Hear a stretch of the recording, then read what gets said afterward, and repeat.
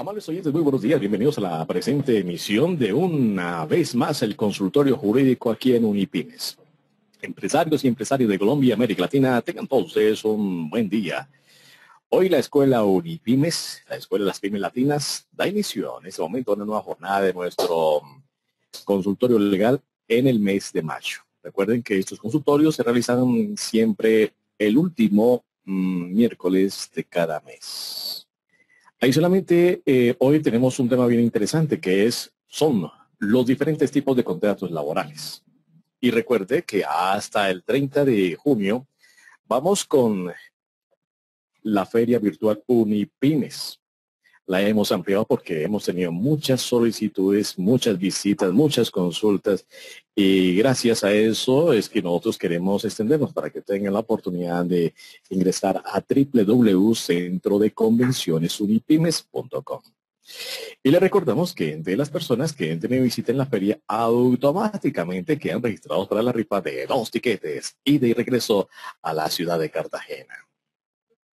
Soy Fernando Rinconche y junto a Stephanie Gregory y Rafael Ferrer les damos la bienvenida a la sesión de hoy.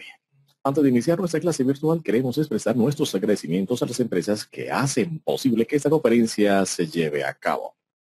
Envía, Enlace Operativo, Protección, Banco de Occidente, Colfondos, TACA Airlines, Credi, Banco Visa. Recuerden que estas empresas apoyan la educación y el fortalecimiento de su pyme. La conferencia que normalmente hemos programado para este 2012 se desarrollará una vez a la semana, los días miércoles de 9 a 10 de la mañana, con la participación interactiva de los más reconocidos expertos en cada uno de los temas que hemos incluido en la programación oficial.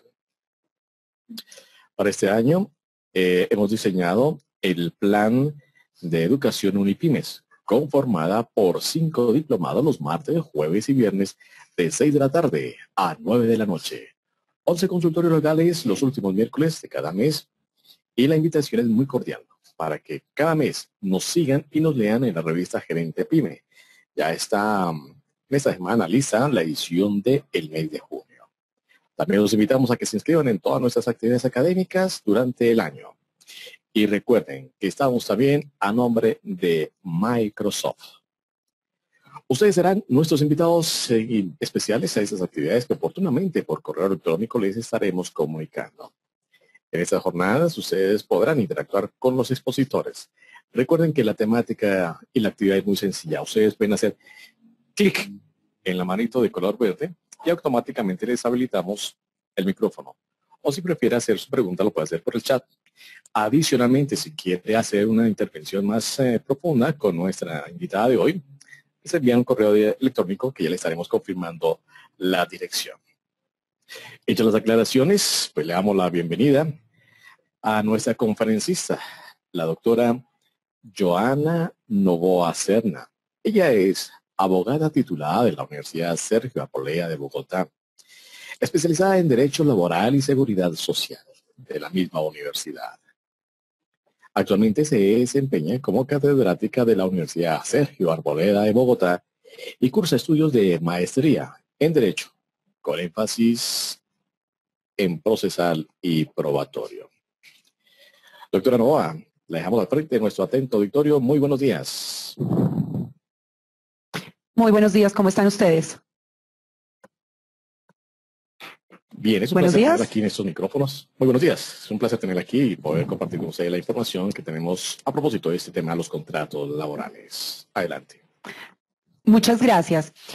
Bueno, en primer lugar, vamos a hacer como una pequeña reseña de qué significa o qué, digamos que tiene la contratación laboral, diciendo que una vez que se tome la decisión de contratar a un candidato, se deben exigir, pues, en primer lugar, todos los documentos necesarios para el proceso de contratación y se debe remitir adicionalmente al trabajador a un examen médico de ingreso para posteriormente... Nuestros oyentes, nuestros visitantes, para que le ampliemos. Un segundo. Entonces les decía, posteriormente se procede... Nuestro ingeniero acá dice que leemos... Doctora, así le damos F5. F5 le damos a la presentación para... ¿Sí? Exactamente. Eso está mejor. Muchísimas gracias. Perfecto, mil gracias. Como les decía, posteriormente se procede a la elaboración y firma del contrato de trabajo, precisando claramente lo va a celebrar, así como aquellas cláusulas que se consideran. Y, obviamente, habría que afiliar de manera inmediata al Sistema Integral de Seguridad Social a todos o a cada trabajador que vaya a desempeñar las funciones dentro de la empresa.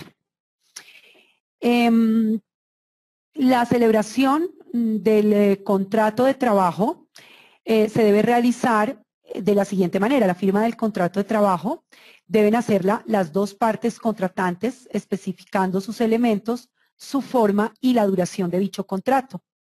Los contratos de trabajo se deben elaborar en original y copia, de manera que el trabajador reciba un ejemplar de dicho contrato. La seriedad que debe regir las relaciones laborales obviamente impone una norma que preserve la publicidad de ellas y por eso se aconseja que toda la correspondencia se le entregue, digamos, una copia respectiva a este. La ley contempla varias modalidades o clases de contrato según sean su duración, la forma, pago, la duración, pago o el sujeto y la clase de actividad.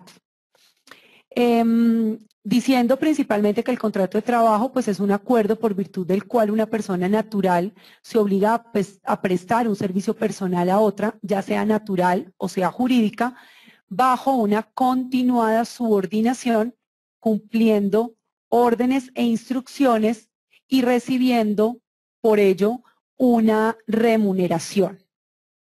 Esos son, digamos, que los elementos principales que tiene todo contrato de trabajo. ¿Quiénes intervienen en el contrato de trabajo? Pues intervienen en todas las relaciones dos partes, que son el trabajador, el patrono o el empleador. Para que exista un contrato de trabajo, tiene necesariamente, como yo les estaba indicando, que prestarse o se deben prestar las siguientes condiciones que son, primero, la prestación de un servicio personal, dos, la subordinación jurídica y obviamente un pago o retribución por esa prestación personal de ese servicio. Los contratos entonces pueden celebrarse de diferentes maneras, como yo les estaba indicando. En primer lugar, podemos hablar de los contratos según la forma, que pueden ser verbales o escritos. Los contratos verbales son aquellos contratos que celebran las partes sin la firma de un documento y en Colombia esos contratos son completamente válidos. Cuando se celebra un contrato de manera verbal, el contrato se entiende celebrado por una duración indefinida. Obviamente, si no se firma, digamos que un contrato y se hace de manera verbal, pues nos van a quedar sueltas varias cositas que de pronto es importante que se tengan por escrito porque así la ley lo determina, como por ejemplo el periodo de prueba o las cláusulas de exclusión salarial que siempre deben constar o estar, digamos que, por escrito. Adicionalmente pueden hacerse o celebrarse los contratos escritos que, pues digamos que como su nombre lo dice, se debe celebrar dentro de un escrito firmado y como les decía también anteriormente, se le debe entregar una copia de este contrato al trabajador. En ese contrato escrito, pues se deben definir las partes del contrato, quién es el trabajador, quién es el patrono, cuál va a ser el salario, cómo va a ser la modalidad de pago, si por quincenas o si se va a hacer de manera mensual. Allí se puede pactar igualmente el periodo de prueba, que son cosas, digamos, que son bien importantes.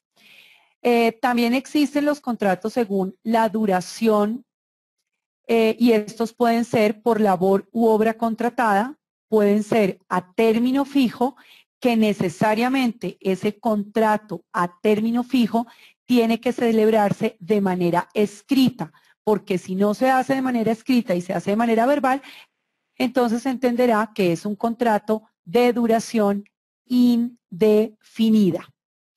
Adicionalmente, por la duración, pueden haber unos contratos que se llaman accidentales o transitorios, que son aquellos que no superan un mes, un mes.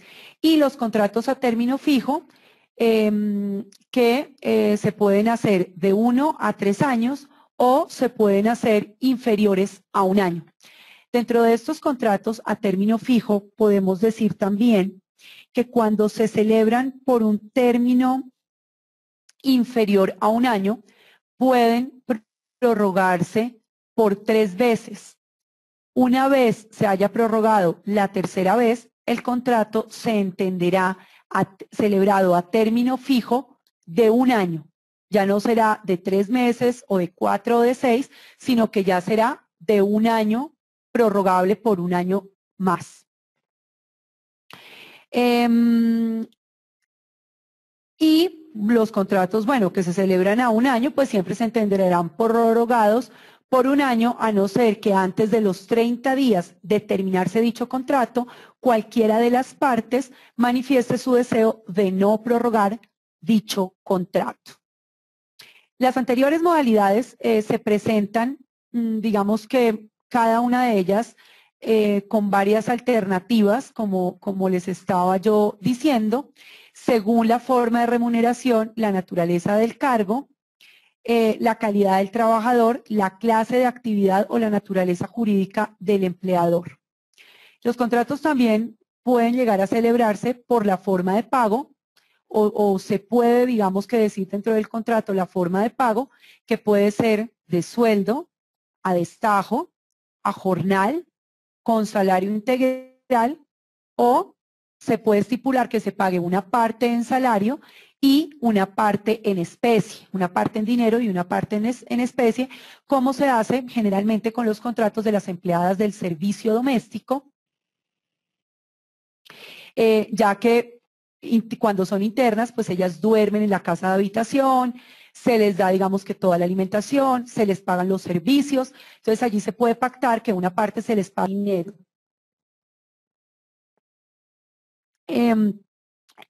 Por el sujeto y la clase de actividad, el contrato se puede celebrar con trabajadores a domicilio, de dirección, confianza y manejo, con celadores, vendedores y agentes viajeros, o trabajadores también del servicio doméstico. Como yo les había indicado, se debe hacer un examen médico de ingreso, que se recomienda que lo hagan los empleadores y que ordenen pues dichos exámenes médicos de admisión o de ingreso a todos los trabajadores con el fin de determinar la aptitud física, mental y psicológica del trabajador para el oficio que va a desempeñar y las condiciones ambientales en las que vaya, digamos que a ejecutar el contrato. El examen médico de ingreso y los demás documentos que constituyen la historia clínica del trabajador son estrictamente confidenciales y gozan de una reserva profesional, salvo las excepciones previstas en la ley, que básicamente son cuando un juez pues así lo ordene. Hay unas condiciones que se dan para ciertos trabajadores que trabajan en ciertas zonas económicas especiales, y esto lo reglamentó la ley 677 del 2001, cuando creó unas zonas económicas especiales de exportación y se fijaron unas condiciones laborales especiales para esos trabajadores que presten, digamos que servicios en ellas.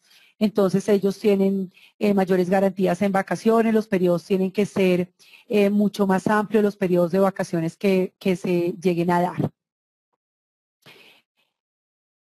Según la naturaleza, los contratos también pueden definirse o existen los contratos de aprendizaje, ocasionales, civiles o de prestación de servicios independientes. Esos contratos, digamos, civiles o de prestación de servicios independientes no son contratos laborales, son, como su nombre lo indica, de servicios o prestación de servicios independientes, y hay que tener, o la gente tiene que tener mucho cuidado en la celebración de ese tipo de contratos civiles o de prestaciones de servicios independientes, porque muchas veces las empresas, para, digamos, tratar de burlar un poco la ley y no afiliar al trabajador al sistema de seguridad social integral o para no pagarle, digamos, que todas las prestaciones de ley, celebran estos tipos de contratos con los trabajadores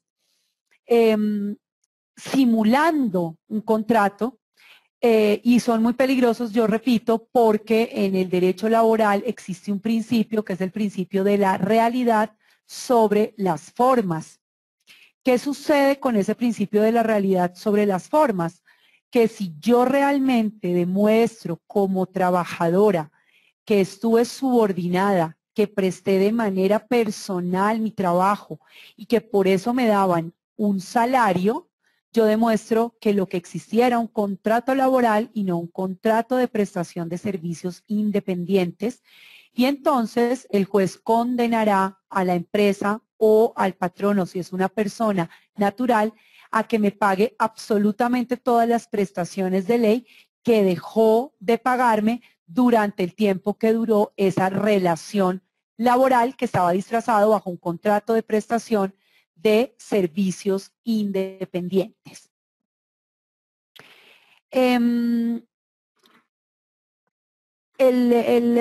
Como yo les decía, existen unos acuerdos que deben siempre pactarse por escrito, como son el periodo de prueba, el salario integral, los pagos que por acuerdo entre las partes no constituyen salario dentro de lo que se encuentre permitido por la ley, y también deben celebrarse por escrito siempre, impajaritablemente, los contratos a término fijo, sus prórrogas y el preaviso, y el que se celebre con extranjeros no residentes en el país.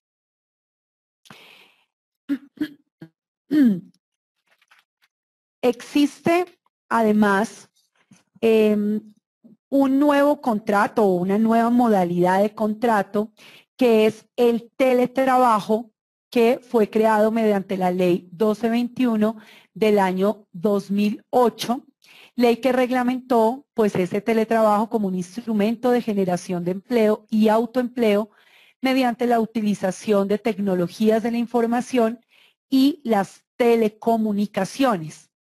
Ese teletrabajo es una forma de organización laboral que consiste básicamente en el desempeño de actividades remuneradas o prestación de servicios a terceros, utilizando como soporte las tecnologías de la información y la comunicación para el contacto entre el trabajador y la empresa, sin requerirse de la presencia física del trabajador en un sitio específico de trabajo. Ese teletrabajo puede revestir una de las siguientes formas que paso a explicar.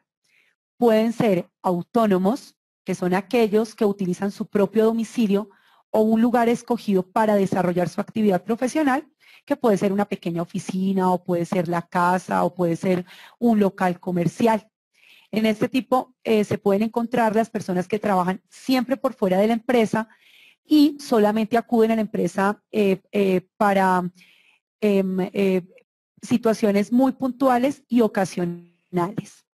Los móviles, que son aquellos teletrabajadores que no tienen un lugar de trabajo establecido, no tienen un local, digamos, donde ellos se establezcan y cuyas herramientas primordiales para desarrollar sus actividades profesionales son las tecnologías de la información y la comunicación, pues en diferentes dispositivos móviles, el celular, el computador, etcétera, etcétera. Los suplementarios, que son aquellos teletrabajadores que laboran 2 o 3 días a la semana en su casa y el resto del tiempo lo hacen en la oficina. Esto, digamos que lo utilizan muchas empresas que son pequeñas, que requieren de un buen grupo de profesionales o de trabajadores a su servicio, pero que los espacios físicos no les permiten. Entonces lo que hacen es que rotan a los trabajadores y les dicen, los programan, no sé, por días, entonces 5 llegan un día a trabajar y los otros 5 trabajan esos días desde su casa.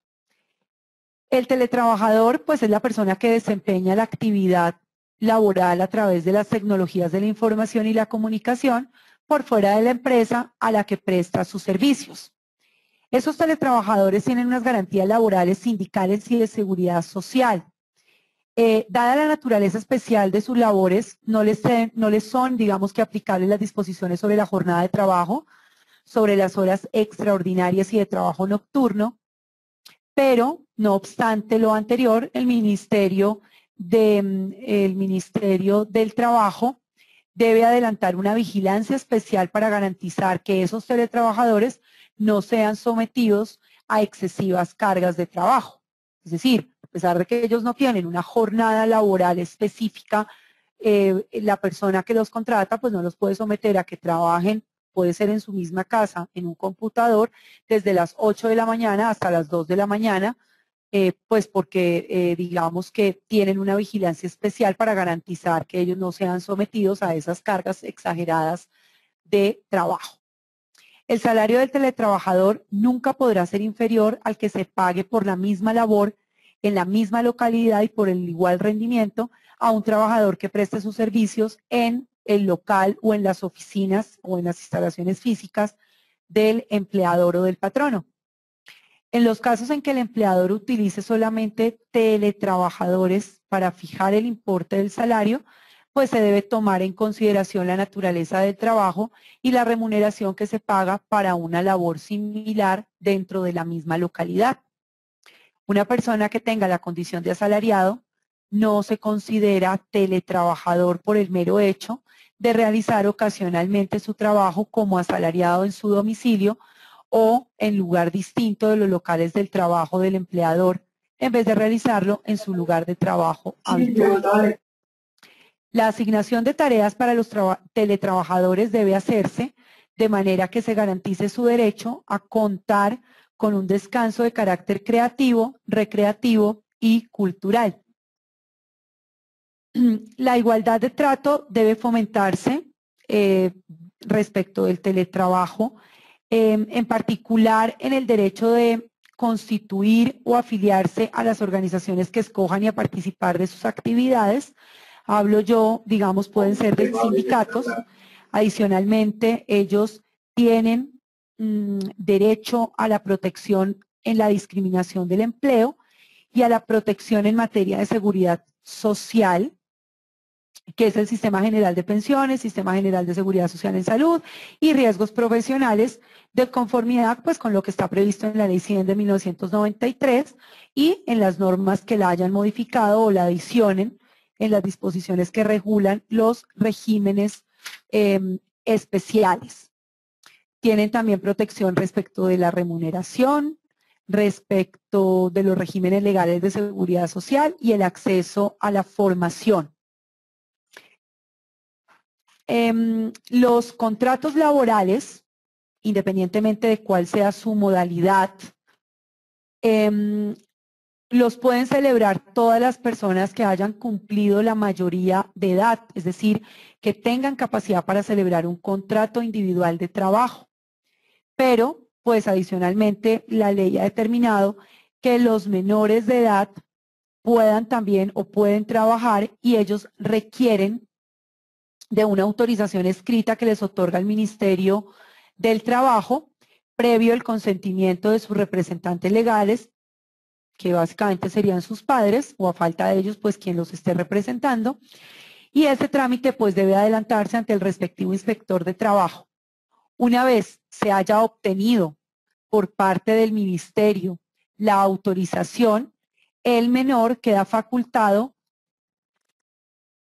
Welcome to GoToWebinar, Web Events Made Easy. Expliqué un poco del contrato, de la nueva modalidad de teletrabajo, establecer o informarles sobre qué se entiende por trabajo ocasional, accidental o transitorio. Pues bien, por trabajos ocasionales, accidentales o transitorios se entienden aquellos de corta duración que generalmente son inferiores a un mes y se dan siempre que se trate de labores ajenas a las actividades normales del empleador. Es el caso, por ejemplo, de un pintor o de un plomero que se contrata para que en unos 10, 15 o 20 días arregle una casa la pinte o arregle un tanque de agua, etcétera, etcétera. Según sentencias de la Corte Constitucional, este tipo de trabajadores tienen hoy en día derecho a que se les pague una prima de servicios y un auxilio de cesantías por el tiempo que dure la labor que han desempeñado. Las características igualmente del contrato por la duración de la labor u obra son específicamente que el contrato durará tanto como en dada y es fundamental que se especifique dentro del contrato laboral, por lo que obviamente tiene que ser por escrito, este es un tipo de contrato que tiene que pactarse por escrito, se exprese qué obra o qué labor va a desempeñar. Es decir, si yo voy a contratar a un trabajador para que haga un cuarto, por así decirlo, dentro de una casa, dentro del contrato yo deberé especificar cuál es la función o la labor que él va a desempeñar y tendré que definirle qué va a hacer para que sea el cuarto que queda en el segundo piso de la casa a mano tal, porque si no se hace de esta manera, pues el trabajador puede decir que la labor u obra no se ha terminado y no se le podrá terminar el contrato, por lo menos con justa causa. Y es importante que quede, digamos que, definido. Esta modalidad de contrato es ampliamente utilizada, pues en empresas obviamente que están dedicadas a la ingeniería o a la construcción y que enmarcan un trabajo normal y rutinario dentro de sus funciones. Yo no podría, por ejemplo, contratar una recepcionista o una secretaria bajo esta modalidad de contrato, pues porque si yo contrato una secretaria, la secretaria va a tener que estar de manera indefinida y yo no la voy a poder contratar por un tiempo específico de duración de la obra, pues porque allí no hay una labor o un contrato, digamos que definido. Doctora Novoa, señor. ¿se nos perdió la imagen de la pantalla? Ahora sí, ya, No, ya. es que no, digamos que de eso no hay una presentación como tal, porque lo que estoy entrando es a especificar, según las clases de contratos que existen, cuáles son las características de cada uno de esos tipos de contratos.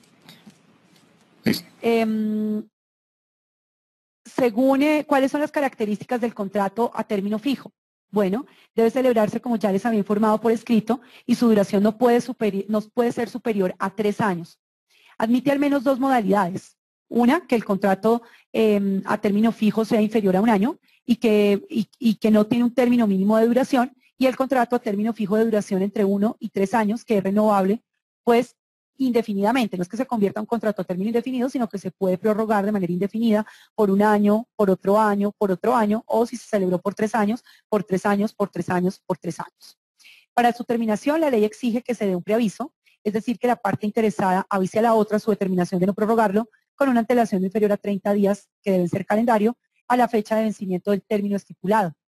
Si se llega a omitir, pues ese preaviso, o no se surte dentro de la oportunidad legal, esto es dentro de esos 30 días, el contrato se va a entender renovado por un periodo igual al inicialmente pactado de manera sucesiva.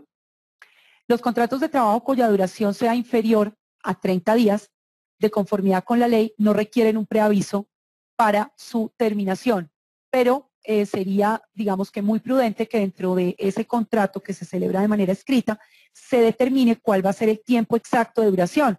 Van a ser 15 días y se manifiesta allí que desde ya se entiende que no se va a prorrogar más. Y valdría la pena, si se llega a prorrogar, que se celebre un nuevo contrato para que no vayamos a tener, digamos que el problema de que si se renueva por 3 meses seguidos, pues ya se va a entender renovado no a 15 días, sino a 1 año. Esos contratos, como les estaba diciendo, a término fijo que sean inferiores a 1 año, pues solamente pueden prorrogarse hasta 3 veces por periodos iguales al inicialmente estipulado o por periodos inferiores, salvo que mediante un preaviso se comunique, que se comunique en tiempo, se decida su terminación. Luego de estas 3 prórrogas, la renovación del contrato no podrá ser inferior a 1 año, en cuyo caso se podrá renovar anualmente de manera sucesiva. Los contratos a término fijo que se celebren verbalmente pues se consideran para todos los efectos como contratos a término indefinido. Yo no podría decir que celebré un contrato verbal a término fijo porque el contrato a término fijo exige que se dé por escrito. ¿Y cuáles son las características de los contratos de duración indefinida? Se entiende celebrado de esta manera el contrato cuando las partes no determinan su duración y esta modalidad de contratación puede celebrarse de manera verbal o de manera escrita. Como ya lo indiqué anteriormente, los contratos verbales tienen el mismo valor que los escritos. No obstante, se recomienda para fines probatorios hacer constar los contratos de trabajo por escrito, aunque sea de aquellos en los que no se exige dicha formalidad, ya que esto facilita la demostración de las condiciones y existencias de dicho contrato. Cuando el contrato es verbal, se entiende, nuevamente repito, que se celebra por término indefinido.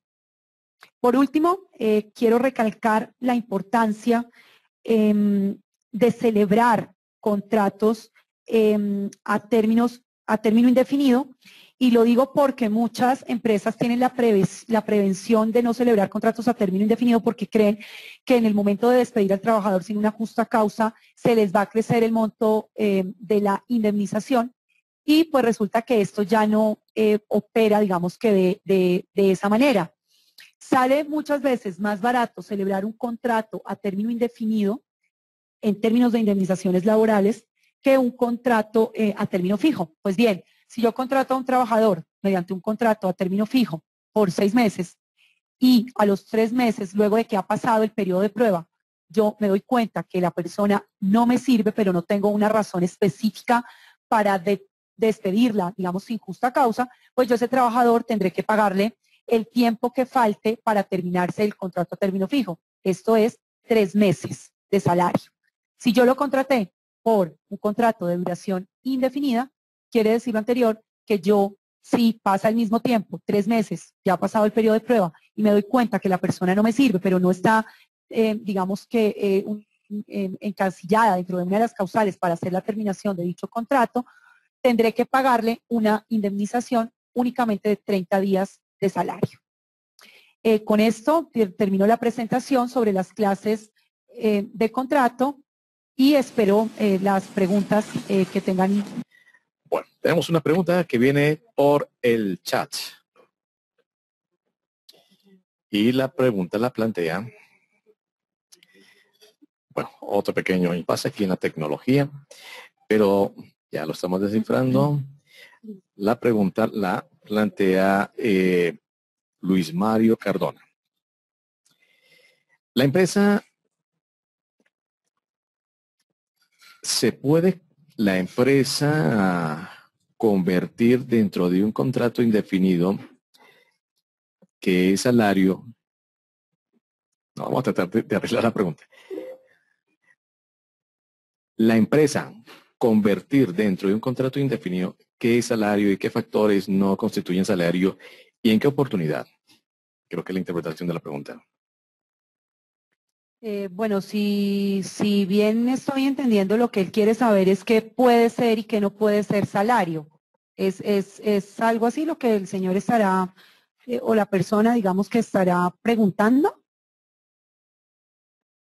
¿Aló? Correcto, sí, señora. Bueno, ok.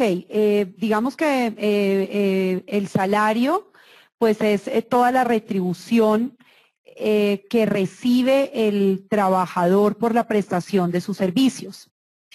Como yo le explicaba, el empleador y el trabajador pueden convenir libremente el salario en sus diversas modalidades, que puede ser mínimo, que puede ser integral, en dinero o en especie, o según la forma de pago por unidad de tiempo, por hora, semana, quincena, etcétera, pero respetando siempre pues el salario mínimo legal o el fijado en los pactos, convenciones colectivas y fallos arbitrales. ¿Qué no constituye salario, según lo que yo le estoy entendiendo a la persona que está haciendo la pregunta? Pues no constituyen salario nunca las sumas que ocasionalmente y por mera liberalidad recibe el trabajador en dinero o en especie. Lo que pueda recibir no para su beneficio ni para enriquecer su patrimonio, sino para desempeñar a cabalidad sus funciones, como cuando yo le doy al mensajero plata para que se transporte o le doy a un vendedor gastos de representación. Tampoco constituyen salario, digamos que los beneficios y auxilios habituales o ocasionales, cuando las partes hayan dispuesto en forma expresa que no tendrán carácter salarial, tales como primas extralegales de vacaciones o de Navidad, o una bonificación al año que me den por el buen desempeño que tuve. Tampoco constituyen, pues digamos que salario las prestaciones sociales de auxilio por enfermedad o maternidad o la cesantía.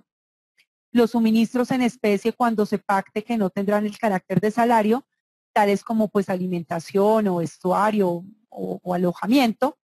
Y en fin, pues los pagos que expresamente, pues digamos que determina la ley que no son salarios, como las vacaciones o las compensaciones en dinero, el subsidio familiar o la participación de utilidades dentro de las empresas, viáticos accidentales, viáticos permanentes, digamos que en aquella parte destinada al transporte y a los gastos de representación.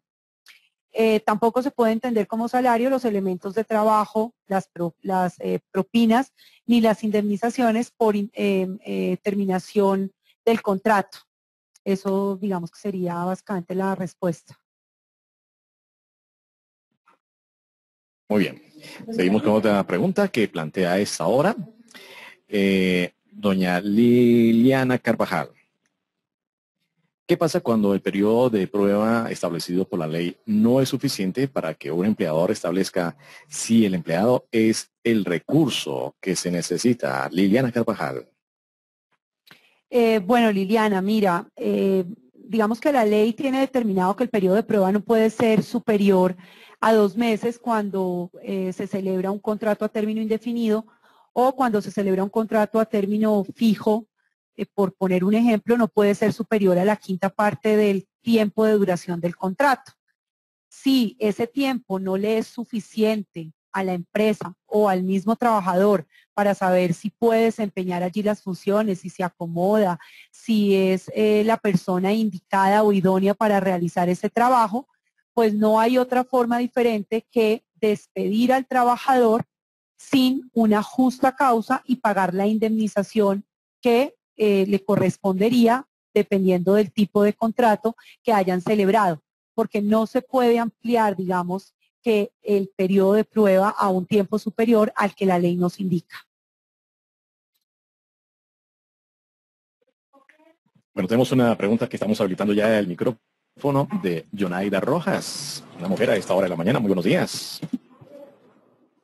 Yonaida, buenos días. Vamos con la siguiente entonces. Susana Ramos, a esta hora tiene habilitado su micrófono. Buenos días. Susana, buenos días. Dámosle paso entonces a un caballero. David Garzón, a esta hora también. Con las preguntas. Don David, buenos días. Buenos días. Muy buenos días.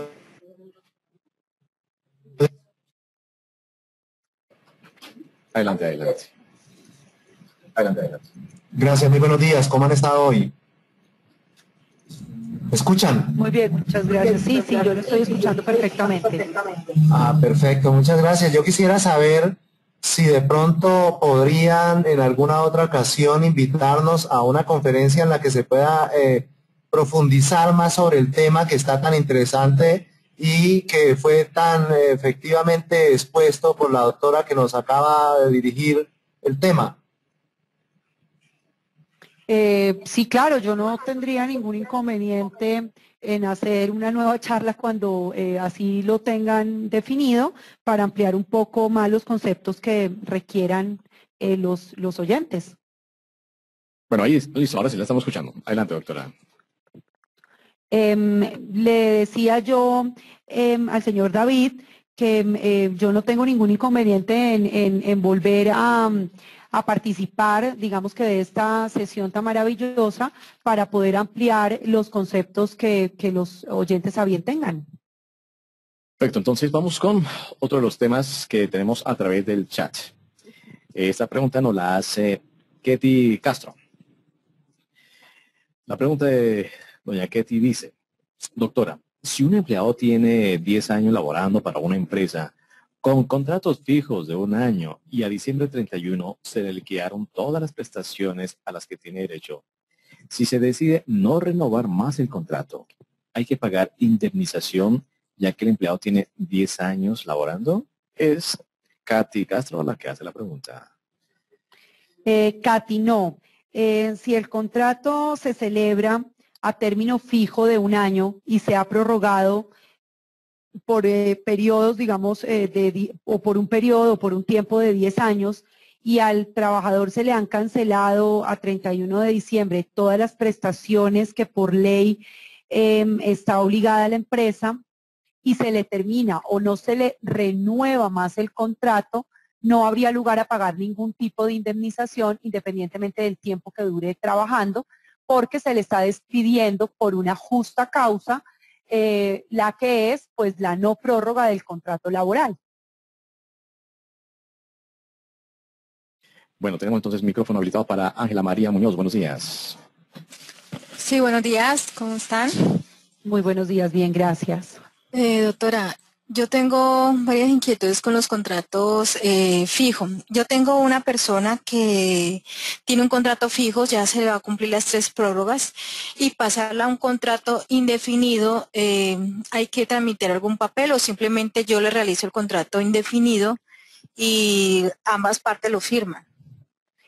Ni siquiera tendrías que hacer un nuevo contrato con ella. Lo que tendrías que hacer es hacer un otro sí al contrato que celebraron a término fijo, en el que indiques que a partir de la fecha el contrato se entenderá celebrado a término indefinido. Basta con eso y con que definas de pronto si le vas a cambiar el salario, que no, pues no creo o no es necesario, porque imagino yo que va a seguir realizando las mismas funciones. Entonces bastaría simplemente con que le manifestaras en un otro siesto que firmas tú, firma la trabajadora, y de eso se queda cada una con una copia y basta con eso. María del Carmen. Buenos días.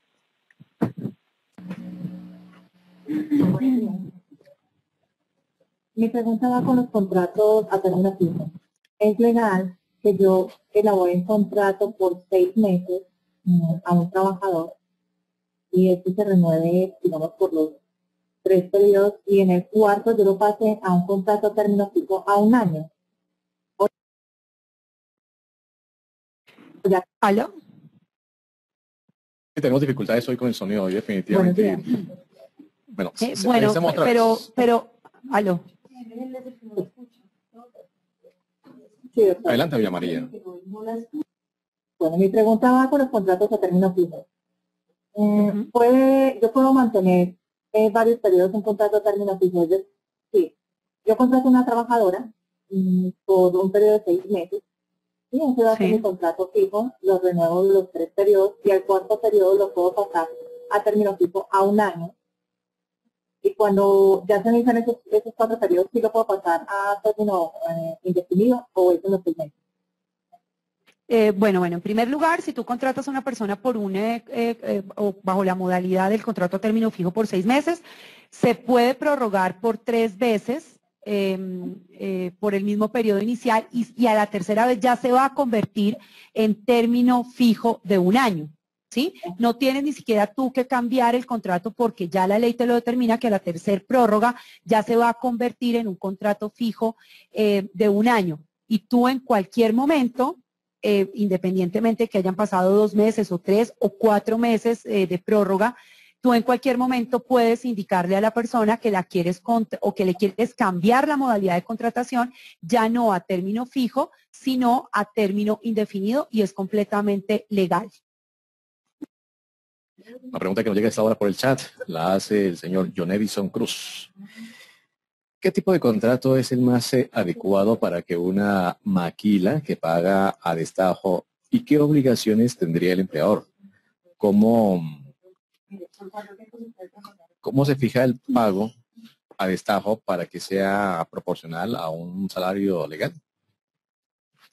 Bueno, respecto del tema de los salarios, digamos, o del pago de salarios a destajo, pues el trabajador tiene todas las, el empleador tiene todas las obligaciones de pagar al trabajador, pues toda la seguridad social y todas las prestaciones sociales del trabajador. Lo que pasa es que allí se le paga a esa persona es por jornal.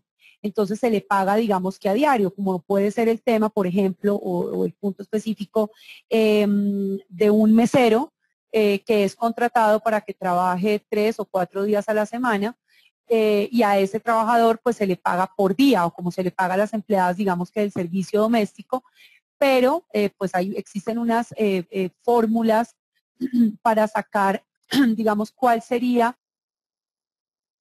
la remuneración que esa persona está ganando, que nunca va a poder ser o nunca va a poder estar afiliado por menos de un salario mínimo legal mensual vigente, ni se le podrán pagar las prestaciones sociales por menos de un salario mínimo legal mensual vigente. Pero pues la modalidad de salario de destajo es que se paga, digamos que por día, y allí pues está incluido ese día de trabajo que prestó como trabajador. Tenemos entonces, se está cayendo el sonido y vamos a enlazar entonces una pregunta que nos hacen a través del chat. ¿Las dotaciones tampoco entrarían como salario? La pregunta la hace Fabio Arturo Sánchez. ¿Me la repites? Discúlpame. ¿Las dotaciones tampoco entrarían como salario? No, las dotaciones no son salario.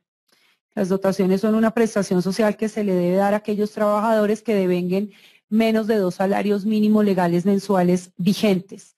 Entonces, cuando una persona gana menos de 2 salarios mínimos legales vigentes, la empresa tiene la obligación de darle un vestido y calzado de labor, se llama, que es diferente al casco que se le da a un obrero, pues porque estos ya son elementos de seguridad industrial. Pero cuando se ganan menos de 2 salarios, existe la obligación de dar dotación y no es constitutiva de salario. Bueno, sin lugar a dudas, este tema es bien interesante porque se dispararon las preguntas por todos los sectores. Tenemos otra pregunta que nos hace Liliana Carvajal. ¿Yo puedo establecer un periodo adicional como un otro sí al contrato? Un periodo, pero un periodo de qué, de prueba o un periodo, no entiendo muy bien la pregunta, no es muy clara. Porque si es un periodo de prueba adicional, pues no se puede dar, digamos. Y un periodo adicional, si es un contrato a término fijo y lo hace por 6 meses y quiere tenerlo 2 meses más, pues lo que hace es que no lo prorroga por 6 meses, sino que lo prorroga por 2 meses más, avisándole a la persona con una antelación de 30 días antes de que se venza la prórroga del contrato. Actualmente mi empresa está en proceso de liquidación y tengo una demora laboral. Obviamente no hay dinero para pagar lo que exige esa persona en caso de ganar la demanda. ¿Qué puede ocurrir en este caso legalmente? Andrés Rodríguez. Bueno, Andrés, digamos que si el juez condena a su empresa para que le pague al señor una indemnización y prestaciones sociales, pues dependiendo del tipo de empresa que usted tenga, podrían llegar a perseguir, digamos que su patrimonio también, dependiendo del tipo de empresa que tengan, porque pues los derechos de los trabajadores no se pueden ver vulnerados por la quiebra de la empresa. Lo que yo le aconsejaría es que pudiera hacer una conciliación con esa persona si usted ve que realmente a él le asiste razón y pueda fijar, digamos que unos periodos de pago para terminar de pagarle y que no se le siga generando una indemnización moratoria por la falta de pago oportuno, que es lo que comúnmente se conoce como salarios caídos, ya que por cada día de retardo en el pago, pues a usted lo van a pagar, la van a obligar a pagar un día de salario adicional y pues eso se va a convertir posiblemente en una cuenta pues que ya de verdad no va a ser posible cancelar. Por eso no va a ir ni el representante legal ni el dueño de la compañía a la cárcel, pues porque las deudas civiles no tienen cárcel, pero sí les pueden llegar a perseguir su propio patrimonio dependiendo del tipo de empresa que tengan. Bueno, definitivamente el tema sigue, hoy fue el pan bendito, se dispararon muchas preguntas y tenemos otra que nos hace Julie Cortés. ¿Por cuánto tiempo se puede prorrogar un contrato de obra-labor? Bueno, el contrato de labor u obra, como yo les explicaba, es un contrato que se celebra para un fin determinado, es decir, para un fin específico, para celebrar, o para celebrar no, digamos que para realizar como tal una obra determinada. Vamos a suponer en el caso del contrato que se celebra con una compañía de ingenieros para hacer un puente. Si el contrato que celebra, generalmente se hacen por licitación, entonces la empresa se gana ese contrato de licitación y el Estado le dice que tiene que hacerlo en 3 meses, pero por temas de lluvia o por temas, bueno, de factores que no son inherentes a la empresa como tal, debe prorrogarse por un tiempo más de 3 meses, pues el contrato irá hasta que se finalice realmente la obra. Entonces, yo decir como tal que es que lo puedo prorrogar por otro periodo más, pues no es el término exacto porque el contrato se va a terminar es el día en que se termine la labor o la obra para la cual la persona fue contratada. Bueno, seguimos con más preguntas que tenemos. Vámonos, vamos a habilitar el micrófono nuevamente. Nuevamente lo tiene habilitado Angélica Mosquera. Buenos días, doña Angélica. Muy buenos días. Aló. Angélica. Aló, Angélica. Hágame un favor, lo que pasa es que yo necesito hacer una pregunta en cuanto a lo de la dotación, a lo que corresponde a la dotación. Sí. Si el empleado gana menos de 2 salarios mínimos, pero no utiliza, por ejemplo, un uniforme, igual se le debería dar la dotación. Claro. O Si tú, por ejemplo, trabajas, no sé, como recepcionista en una empresa sí. y no te tienen un uniforme como tal, la empresa tiene que darte 3 veces al año una dotación, te la pueden, o sea, te pueden dar, digamos que el dinero para que tú adquieras esa ropa, pero bajo la modalidad de dotación, para que compres unos zapatos adecuados para tu trabajo, una blusa y una falda adecuada para tu trabajo. Claro, hay que pagar la dotación. Ok, listo, muchísimas gracias. Con mucho gusto. Otra pregunta nos llega a esta hora de la mañana por el chat y nos la hace Ángela María Muñoz Castrillón. El contrato de prestación de servicios, me gustaría saber cómo se redacta para no subordinar a una persona y a la vez cumpla con su trabajo encomendado. Bueno, no, digamos que la pregunta no debería ser cómo se redacta, sino realmente si la persona a la que se va a contratar realmente va a estar contratada por un servicio, por un contrato de servicios independientes. Para ello, pues, la empresa o el empleador que vaya a contratar a este trabajador tiene que revisar si esa persona tiene autonomía técnica para realizar su trabajo. Es decir, yo soy abogada, a mí una empresa me puede contratar para que yo preste servicios independientes y me pueden exigir que yo cumpla un horario, es decir, me pueden decir, mire, yo necesito que usted esté aquí para atención del público de 8 a 10 de la mañana y es una imposición que me están haciendo y que yo tengo que cumplir. Allí digamos que podría decirse, es que aquí hubo una subordinación.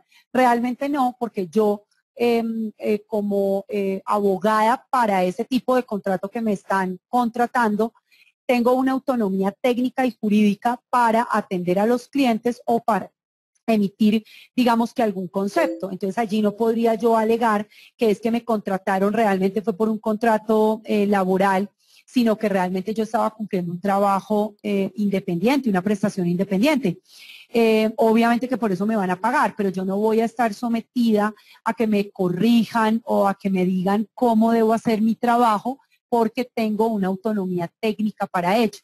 Diferente sería si a mí me contratan en una empresa de abogados para que yo, digamos que realice unas funciones específicas de elaborar contratos laborales, por poner un ejemplo, y yo tengo un jefe que me corrija esos contratos, tengo un jefe que me indica a quién debo hacerle y a quién no debo hacerle los contratos, un jefe que me indica cómo debo o cómo no debo hacer ese trabajo, porque allí sí realmente existiría una subordinación y no habría un contrato de prestación de servicios independientes, sino un contrato laboral.